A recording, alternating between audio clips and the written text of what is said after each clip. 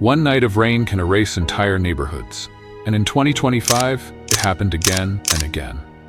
Welcome to the big picture. Today we are looking into 10 of the most horrific cloudburst and torrential rain disasters of 2025. These storms didn't just drench the land. They swept away lives, homes, and everything in their path. And each one left a trail of heartbreak and hard lessons. So let's start with the first storm and see just how powerful nature can be. In early March, Argentina faced one of its deadliest weather disasters in decades. Over just 3 days, from March 7th to 9th, the city of Bahia, Blanca, and nearby towns were struck by flash floods so severe that they turned entire neighborhoods into rivers. The storm dropped an astonishing 290 millimeters of rain in just a few hours. That's more than half of what the city normally gets in an entire year. And with nowhere for the water to go, homes were swallowed, businesses flooded, and vital infrastructures collapsed under the floodwaters. But what made this storm so disastrous wasn't just the sheer amount of rain, it was how it formed. A humid air mass from the Amazon collided with unstable conditions over Buenos Aires province. The result was a slow-moving cloudburst that refused to budge. It sat over Bahia Blanca, dumping torrents of water until drainage systems failed. And the water rose so quickly that people had almost no time to escape. By the end, the toll was devastating. 17 lives lost, 1 person still missing, and thousands left without homes. Roads were ripped apart and entire communities were forced to evacuate with nothing but the clothes on them. For them, the disaster didn't end when the storm stopped. It continued with the struggle of rebuilding from absolutely nothing. Both Americas faced some of their harshest weather this year. It was mid-February 2025 when a brutal storm system tore through the United States. From February 15 to 16, Kentucky, West Virginia, Tennessee, and Virginia were slammed by torrential rain, flash floods, and tornadoes that transformed rivers into raging torrents. In Kentucky alone, the North Fork Kentucky River surged 14 feet above normal level. Entire towns went underwater. Rescue crews saved over 1,000 residents. But tragically, at least 18 lives were lost across the state, including a mother and child swept away in Hart County. Elderly drivers trapped in floodwaters in Clay County never made it out. Thousands of homes, schools, roads, and bridges were damaged. And across states, over 39,000 homes lost power. The disaster's severity stemmed from a perfect storm. Heavy rainfall combined with lingering snow caused rivers like the North Fork and Tug Fork to swell way beyond safe limits. Flooded roadways and icy conditions slowed rescues, while freezing temperatures after the flood made recovery almost impossible. And then came the tornadoes, turning disaster into pure devastation. Between February 13 and 16, 25 tornadoes ranging from EF0 to EF3 touched down in Alabama, Mississippi, Georgia, Tennessee, and California. Homes were unroofed, mobile homes flipped, trees snapped, and vehicles tossed. In Kentucky, Pikeville High School was severely hit, while in Tennessee, a levee on the Obion River collapsed, forcing mass evacuations. West Virginia deployed the National Guard to reach stranded families. And as the waters receded, the aftermath reminded America how life, property, and security can be washed away in just hours. Meanwhile, halfway across the globe, another region faced a similarly devastating fate. It began like any other summer rain in Brazil. Dark clouds, steady drops on rooftops, the kind of storm people are used to.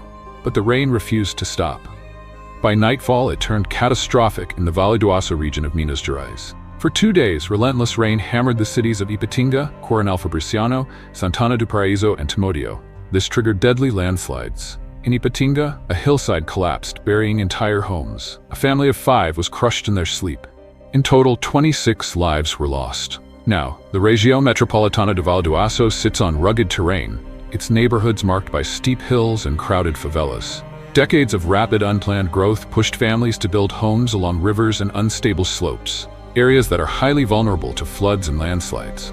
So when the rains came, these fragile settlements stood no chance. More than 180 homes were destroyed, and thousands were forced into shelters. Communities were left scrambling, facing not just the flood, but the uncertainty of what would come next.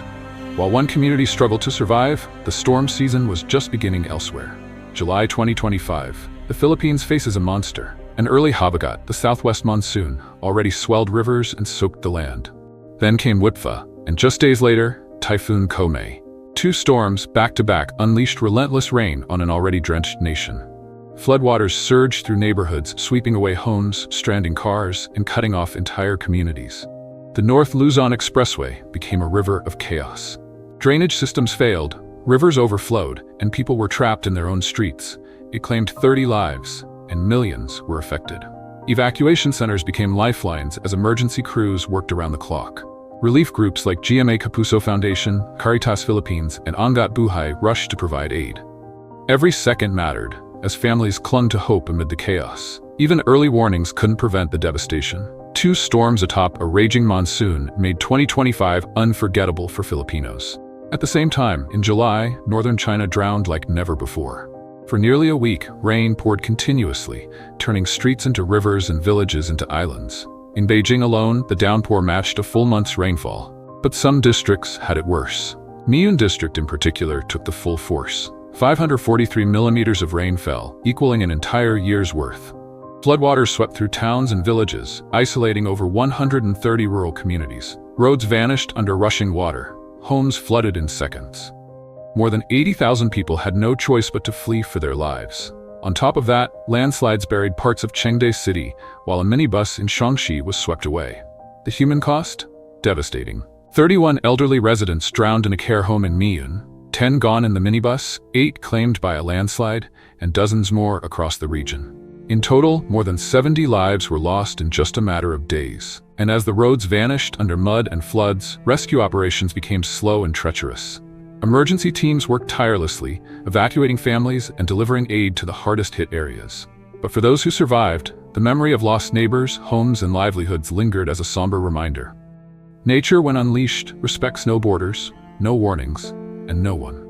Yet, the story of July 2025 did not end there. Northern Pakistan was shaken to its core that same month. On the 27th, heavy rains triggered flash floods across Khyber Pakhtunkhwa and Punjab, turning serene valleys into a deadly vortex. The Swat River, overwhelmed by sudden rainfall, engulfed everything around it. A tourist family from Punjab enjoying a riverside picnic found themselves trapped on a small riverbank. Witnesses say they waited helplessly for over an hour before the raging waters swept them away. Emergency teams rescued some, but many could not survive. At least 32 lives were lost, 16 of them were children. 56 homes were damaged, 6 destroyed, and vital roads and power lines washed away. The disaster was magnified by steep valleys funneling water faster than rescue teams could respond. Warnings were issued, but some tourists ignored them. Weak coordination and limited emergency resources left communities vulnerable. Provincial authorities have suspended officials and launched an inquiry. But for many families, the devastation is already irreversible. Nothing could bring back those lost to the fury of the flood. Now, July seemed truly cursed in 2025. Just when Americans were ready to celebrate, disaster struck closer to home. Fireworks lit up the Texas sky on Independence Day, but the celebration quickly turned to horror. Central Texas was about to face one of the deadliest inland floods in U.S. history. Rivers rose faster than anyone could imagine, swallowing homes, camps, and lives. Heavy rains began on July 3rd, but by the early morning of the 4th, the Guadalupe River surged 26 feet in just 45 minutes at Hunt, ultimately cresting at a record 37.5 feet. Downstream, Kerrville and Comfort saw rivers climb 21 and 27 feet in under an hour. And the scale of destruction was staggering. Over 12,000 structures were affected, millions of dollars in property were lost, and towns were totally submerged. Tragically, 135 people lost their lives in the Texas floods, with over 117 of those deaths in Kerr County alone. Among the most devastated locations was Camp Mystic. The camp, hosting 750 girls, had emergency plans. But when 6.5 inches of rain poured down in just 3 hours, evacuation became nearly impossible, and the camp's strict no cell phone policy only worsened the chaos. Amid the storm, Director Dick Eastland made a heroic effort to evacuate the children, but he too tragically perished. By dawn, the camp was in shambles. Cabins swept away, recreation halls flooded, and 27 young girls and counselors gone, their lives claimed by the raging waters. The July 2025 Texas floods were fueled by a deadly combination of factors. Climate change made extreme rainfall events more intense and frequent, while natural variability, including El Niño patterns, amplified severe weather. On top of that, torrential rains overwhelmed rivers and floodplains. Sites once considered safe were caught in the deluge, giving residents almost no time to react. Rescue teams from over a dozen states, along with Mexico, NASA, and countless volunteers, raced against the clock. Helicopters plucked people from rooftops and trees, communities rallied, sending food, supplies, and donations, and vigils were held across the state to honor lives lost. But the memory of July 4, 2025 will forever haunt Central Texas. Our journey now takes us to Kinshasa, the beating heart of the Democratic Republic of the Congo. In April 2025, the city of nearly 18 million woke up to skies that just wouldn't stop pouring. Day after day, the rain hammered down. Then the Njili River swelled. Streets vanished under brown rushing water. Landslides tore through the land. And entire neighborhoods were drowned before anyone could escape. When it finally ended, the toll was horrifying. 165 lives lost, more than 7,000 families displaced, and tens of thousands trapped in misery. Homes collapsed, schools crumbled, and markets washed away. Kinshasa simply wasn't ready for such heavy rain. Here, most families lived in low-lying areas with no real drainage. The downpours lasted for days, overwhelming weak drainage systems. And when the Njili River broke its banks, there was nowhere to run.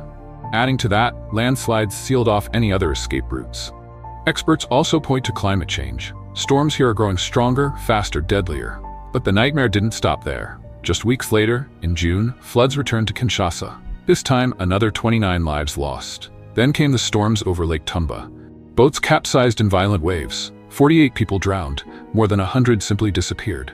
The numbers tell one story, but the human suffering tells another. Families crammed into emergency shelters. Children huddled in churches and schools. Aid workers racing to contain cholera as clean water vanished. For Congo, 2025 will be remembered as the year rain became a killer.